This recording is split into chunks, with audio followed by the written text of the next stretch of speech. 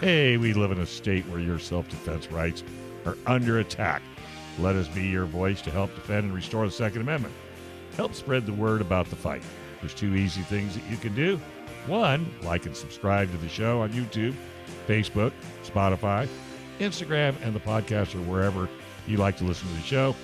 Leave us a 5-star review on your Apple Podcasts and Spotify, and it will really help us boost the show and put us in front of more people, thanks to you. All right. All right, before we talk to my nephew on YouTube listening, M. Gabriel, welcome. And TTT, thanks for the compliment, man. It's an honor and a privilege. Appreciate What'd you say you were cute? Well, you're on. That's you're exactly on what he TV. said. He just said he appreciated the good work, the hard work that we're doing, and I appreciate you saying that. Yeah. It's an honor and a privilege, and the best time I've ever had in my life. Okay, so every week we have everyone's favorite segment, Stump My Nephew. We found out a few years ago that my young nephew, who just had a birthday, he's now 22, is a savant. What did we decide?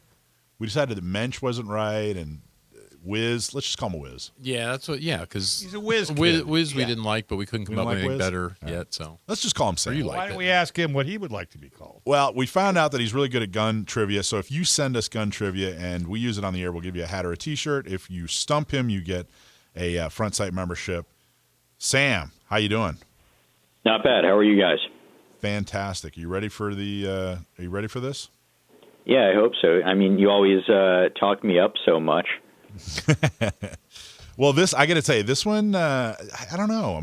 We'll see if you get this one. I've already seen next week's, though, and I'm telling you, get ready for a stump next week. Somebody wrote in an extremely hard question, but we'll start with this week.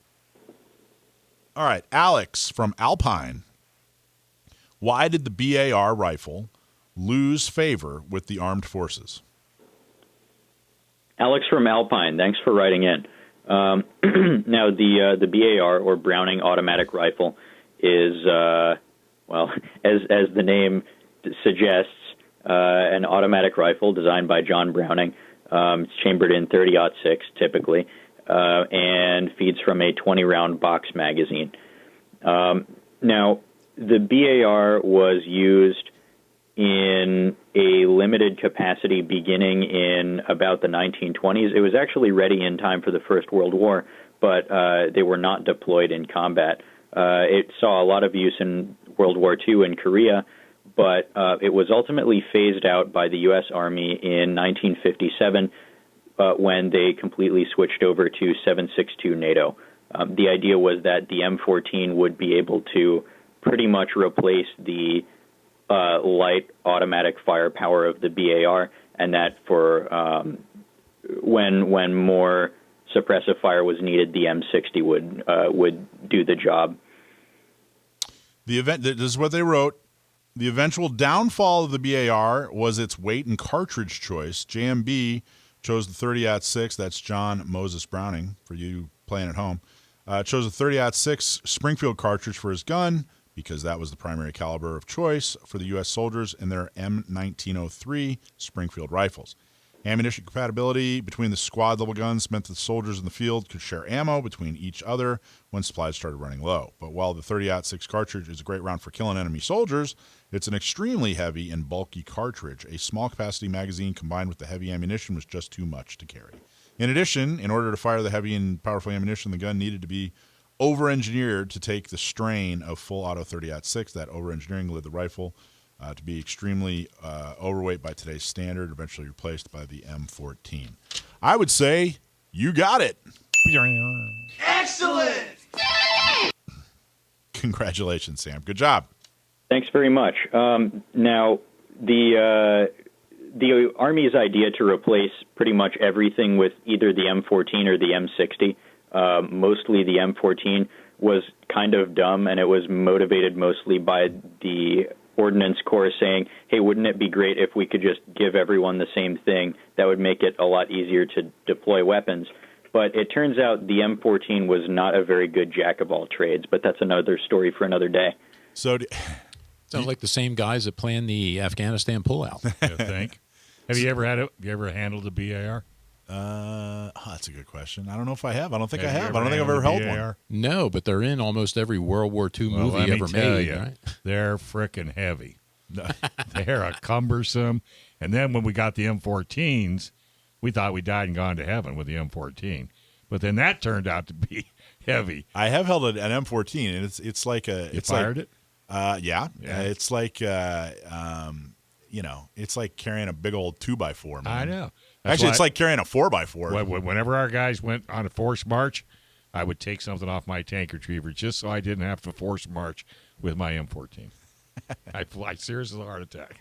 So, what do you think about the SAW and M4 combination that the military currently uses? Well, it's interesting that you should say the military currently uses that. It's actually only the Army that does that.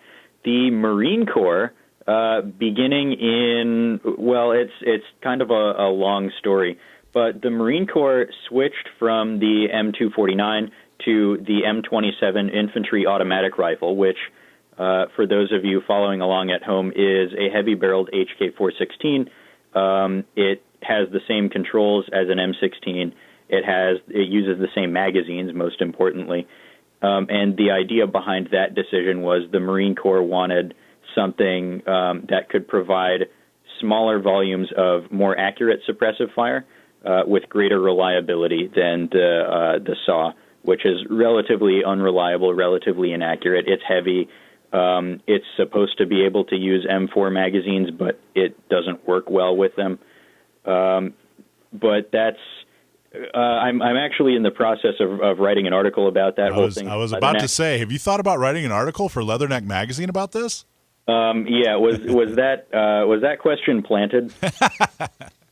Leatherneck Magazine, which is it's the He's Marine writing for Leatherneck Magazine? Yeah, it's the Marine Corps' trade magazine, basically, and he's writing an article. They must on have what heard he's our talking about. show. Outstanding. I know. 22 years old. This guy's gonna be a Amazing. published author. Yes, he is. All right, man. Awesome job, Sam. Thanks, buddy. Thanks very much for having me on, as always. You guys have a good night. You too. And when that article is published, I'm going to make sure you guys all read it. Absolutely. Yeah, I'm gonna frame I can't it. wait. I know. This kid's so smart. Yeah. You guys all see where I get it from. Yeah, oh, absolutely. Thanks for watching this clip from Gun Owners Radio. You can watch us live every Sunday from 4 to 6 p.m. California time, right here on our YouTube channel, or if you're in the San Diego area, you can listen to us on 1170 a.m.